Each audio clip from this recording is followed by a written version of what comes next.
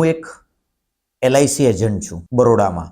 સરકારી કામમાં જ્યારે પણ કોઈ વ્યક્તિ જતો હોય પોતાનું કામ લઈને, જે ગરીબ વર્ગના લોકો હોય, શિક્ષણ વધારે ના હોય, એનું કામ જલ્દી થતું નથી અને એ લોકોને ધક્કા ખાવા પડે છે. એવા લોકોનું હું ફ્રી ઓફ કોસ્ટમાં કામ કરું છું અને જ્યારે પણ કોલ આવે ત્યારે હું ત્યાં જઈ અને એમને કામ કરવામાં મદદ કરું છું અને એમનું જે કામ છે એનો હું નિવાડો લાવું છું.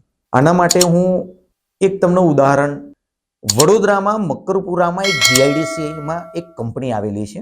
એ કંપનીમાં મહેશભાઈ પરમાર જે દંતેશ્વર રોડ વડોદરામાં રહે છે, એનું સેફટીના અભાવના કારણે પતરા ઉપરથી પડી જવાથી મૃત્યુ થયું. આ મૃત્યુ થયું એટલે કંપનીના જે લોકો છે ઓછી કિંમત કરી અને એમને 1-2 લાખ રૂપિયા આપી એમને રવાના કરવા માંગતા હતા. પરંતુ જ્યારે મને કોલ આવ્યો ત્યારે ઘણી દુઃખની વાત તો એ છે કે 62 યર્સના એના ફાધર હોય અને 5-6 વર્ષનો એનો બાળક હોય, એવા પરિવારમાંથી એકનો એક દીકરો જ્યારે ગુમાવે ત્યારે ખબર પડે.